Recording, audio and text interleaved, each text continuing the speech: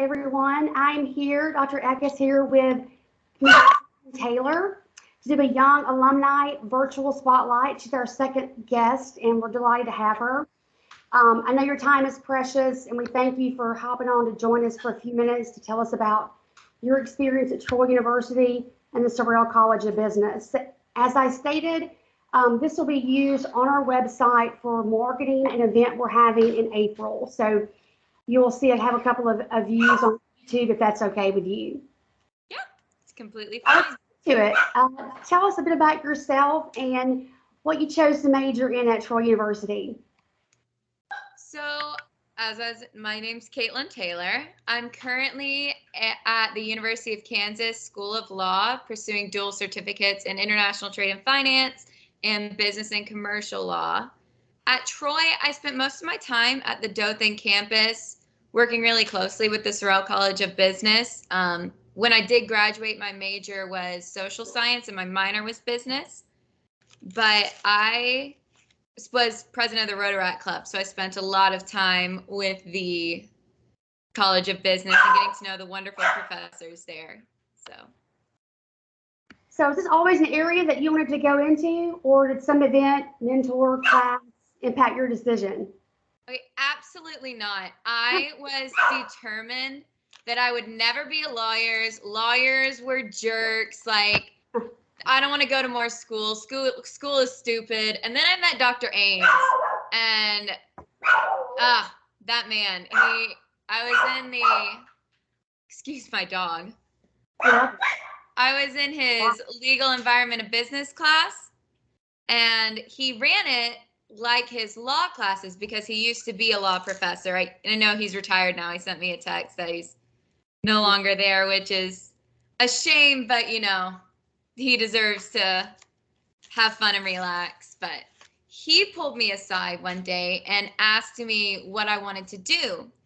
And I said that I wanted to do international communication, like foster business transactions internationally, and that I'd already talked to the dean and I already had this big plan. I was going to graduate a business major and go on to get a master's in global communication.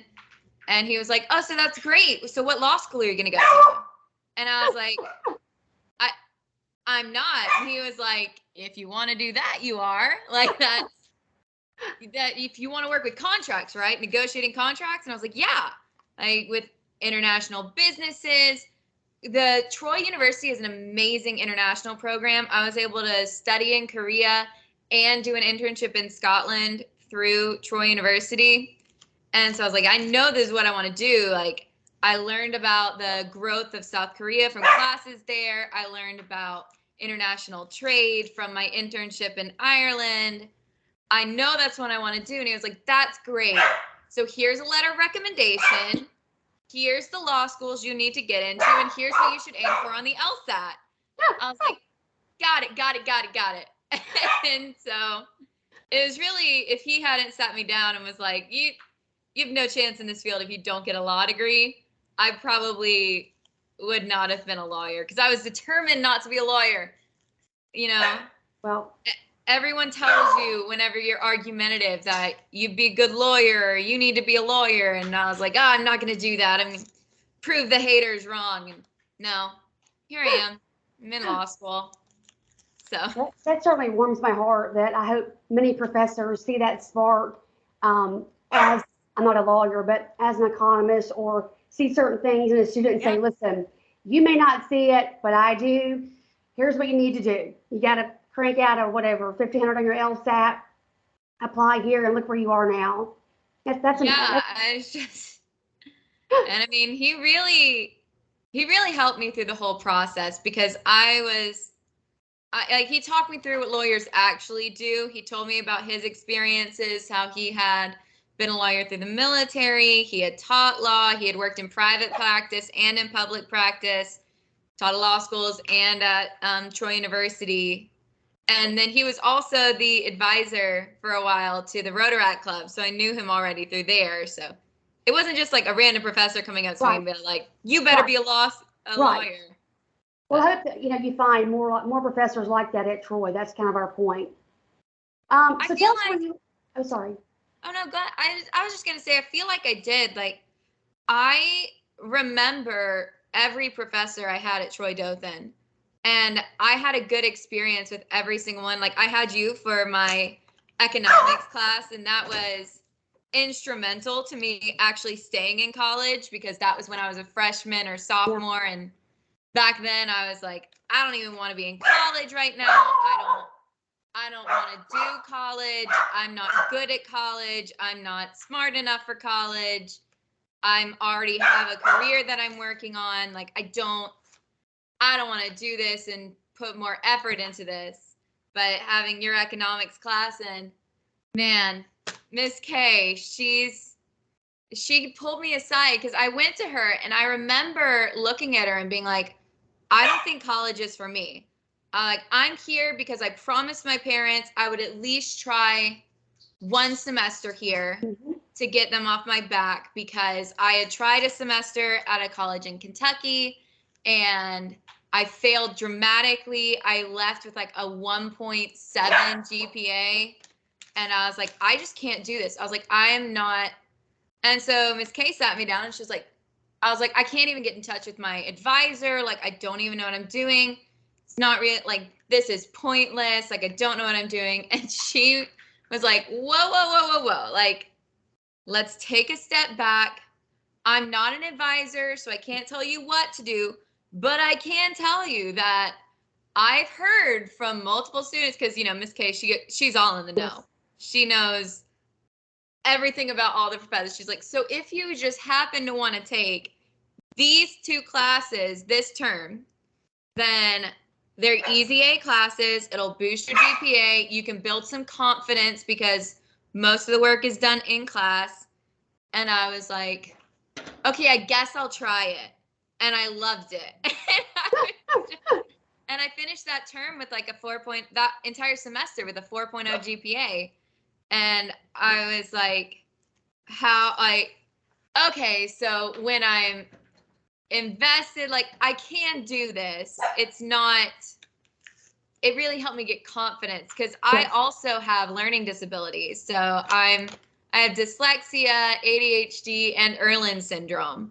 And so I was just, everything was over my head. I was overwhelmed, but all the professors there really came in and helped me. And so.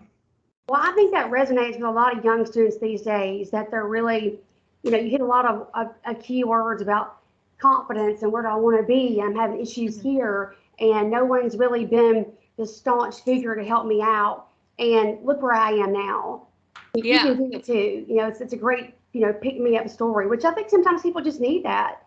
I mean, you're fine. Everything's great up here. It's just a matter of pushing you in the right direction. Yeah, because if you told me my freshman year that I would have ended up in law school, I would have laughed at you, because I'm like, I am literally entering it on academic probation. Like, there's no way in hell that I'm going to go anywhere and do anything more than this one semester. And well, I always say, no one except for maybe accounting asks you your GPA in some interview either. So GPA, you know, sometimes it's just, don't let that be a stigma either. Yeah, it's really not. Or now, like, what year are you in law school?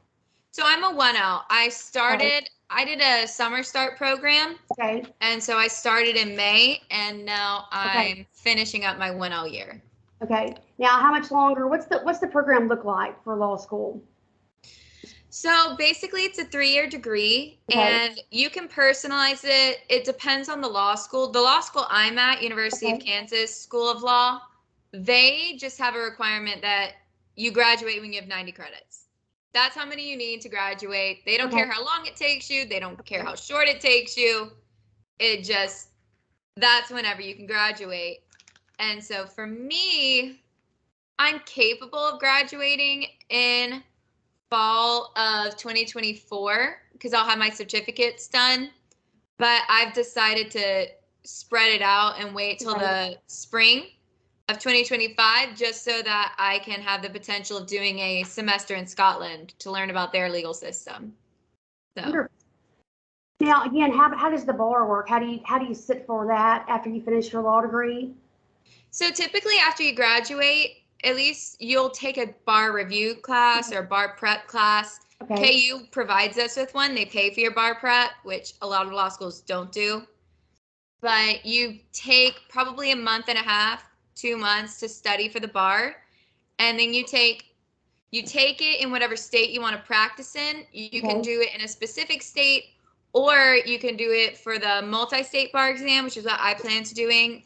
And so they have a specific score required for each state. So if I take the multi-state bar exam in Kansas, if the score is high enough to meet the Texas standard, I can move my license to Texas without having to retake the bar. Okay. In a state that's not part of the multi-state bar exam, you have to retake the bar exam when you want to transfer states. Okay. So, I also was, take. Oh, go ahead. I didn't know. I was just curious to how all that worked. I'm not. I was just curious how multi-state exams worked and what's the highest scoring, the state that requires the highest score for lawyers. You know? I want to say there's one state that requires something like 75% to pass, which sounds really low, but the average is like 50%. Yeah, I knew the average was low. Yeah, and some states only require 60%. Right. Like it just depends on the state. And I don't know what that I can't remember the exact number because I put it in a percentage because I was like, it's much easier for me to say I can get 75% than it is for me to say I can get 600 points or whatever. Some folks may have an interest in law. It sounds like your law school is actually a great one as well. It is. It's nationally ranked pretty high, actually. It's in the top 100, and they have individual programs ranked higher. For example, the international law program is wonderful. I would say one of the best in the country, which is why I ended up here. So fantastic. So I think you gave us some examples on Troy preparing you for where you currently are with, certain mentors, and maybe speak a little bit about your experience as a leader in the Rotaract Club. I think that also projects some confidence into our students, and also giving back to the community is a big thing about what we do at Troy University as well. Well, for me, I felt like the Rotaract helped me learn about many different cultures and experiences. I know each president kind of had their own thing that they wanted to work with.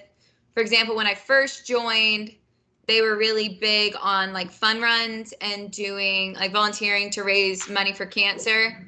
When I was president, I focused on helping the homeless community. And so we did a lot of food drives. We did a lot of volunteering at homeless shelters. We volunteered at food pantries and that type of thing. And of course, we did like the Humane Society, helping other clubs at Troy, helping them set up for classes, helping professors. I felt like how it prepared me best, though, was the speakers we had coming in. And I went to the Rotary Conference. I had the ability to do there because the Rotaract Club, or the Rotary Club that sponsored the Rotaract Club, paid for some students to go to the national conference because it was so close that year. And I was just amazed at how much business philanthropy there was. Like, there was so many people with all these different backgrounds. There are people from different countries there. We had speakers from like the International Council there, and it was just amazing hearing about how there are Rotary and Rotaract clubs throughout the country all doing these amazing things to help their communities. And I felt like the way it helped me learn from other people and the way it prepared me, because let's be honest, Dothan, Alabama, not the most like culturally diverse place in the world.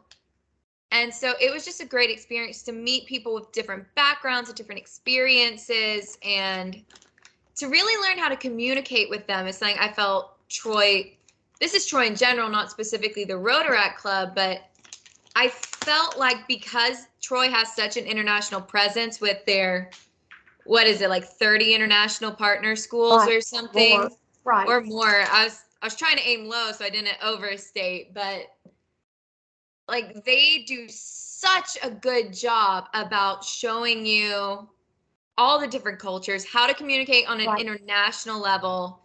Like, they weren't just teaching me, this is how you speak to a farmer. This is how you speak to an accountant. It was like, oh no, this is how you communicate with someone from a completely different background for you. And just the amount of languages Troy offered, I being able to learn Korean was something that was really important to me because that was my second language in high school. Right. And I knew I wanted to study and do international trade with South Korea one day. And so, well, I just wanted business communications. I wanted to help foster the deals. Now I'm doing trade. But so it was amazing to me how I was looking at all these universities because I wasn't too set on moving back home to Dothan, Alabama. I was like, I don't know about this.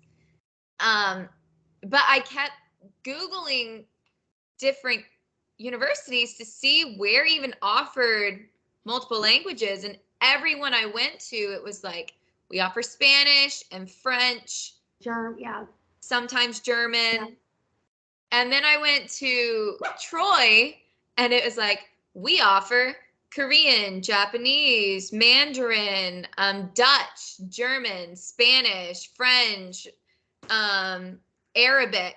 Trying to think of all the other ones. I think they even offered Hebrew, and I was like, okay, basically any country that they had an international presence in, they were teaching that language, and I was like, that's just insane to me. And I was like, all right, they got me. Like, this is.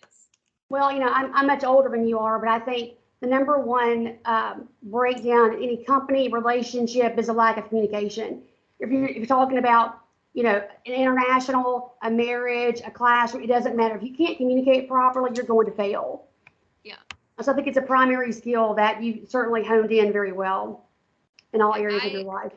I feel like it's something that Troy taught very well, and I really appreciated it. I absolutely loved my time. And I will say I spent 90% of my time was at the Troy Dothan campus.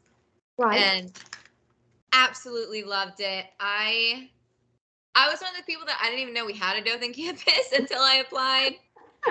And then I was like, why don't people talk about this more? Because people think, oh, it's a smaller campus. It's not going to be all that great. But it was honestly the best experience I could have asked for was going to.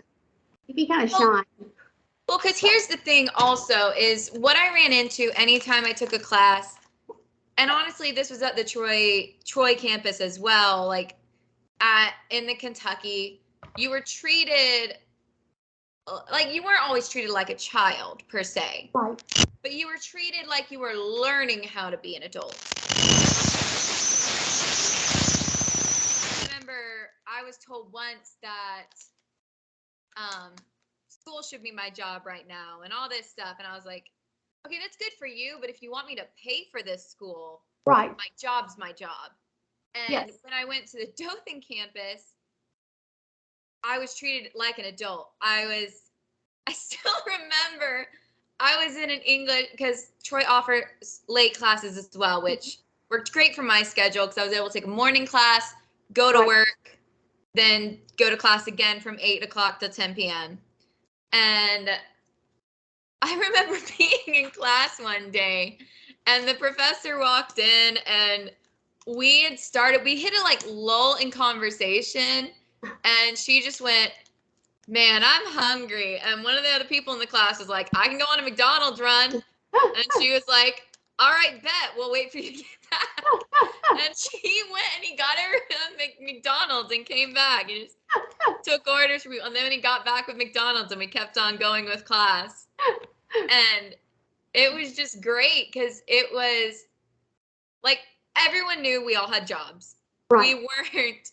Most people knew we didn't have time to run and get food between work and getting to class. And we all had lives. And so there wasn't as much pressure outside of the classroom as well. Like I felt like Troy Dothan, like they did a very good job of trying to keep the homework at a minimal so that it didn't interfere with your work life. Even though the classes were longer, it was so that we did more in-class work. And I really appreciated that because I felt like it was hard, don't get me wrong, like working full time and going to school full time, but it was manageable because you could tell that the people there were making an effort for it to be manageable. Like they were they understood that you have lives. Some people have kids at home. Some people have parents they're taking care of. Everyone there had a job they were doing. And it's called balance. It's called balance, and everyone has to deal with that at any age. And so we do a good job online, face to face, our classes of figuring out where is that mix of the educational part, the critical thinking, and also the mental health balance that you have to have these days. Yeah. So maybe just share with the kids that are watching this. I call everybody kids. I don't have any kids, so you're all my kids. Maybe just some advice. I mean, anything that resonates with you that you've hit a couple of really good points on this talk that they can take with them. But anything that just presses that you want to get across to the students in high school or community colleges that are struggling with the decision now. So for me, I would say the best advice I can find is find the structure that works for you. I thought that being treated like an adult was very important to me. I wanted professors that would respect me and respect my autonomy and respect my boundaries. And so Troy Dothan was the perfect fit for me. Some people really want that, oh, I'm treating you like a child and I'm micromanaging everything you do. And then it's like, maybe the Troy campus is a better fit for you or whatever. But I feel like just finding what's best for you and not thinking that you're stupid because you failed. Because I really struggled with that. I think I've already mentioned a few times my experience going in. I was super convinced, especially because I was homeschooled and was to all A's, did community, like dual credit work. So I was like, oh, like I'm smart, college will be fine.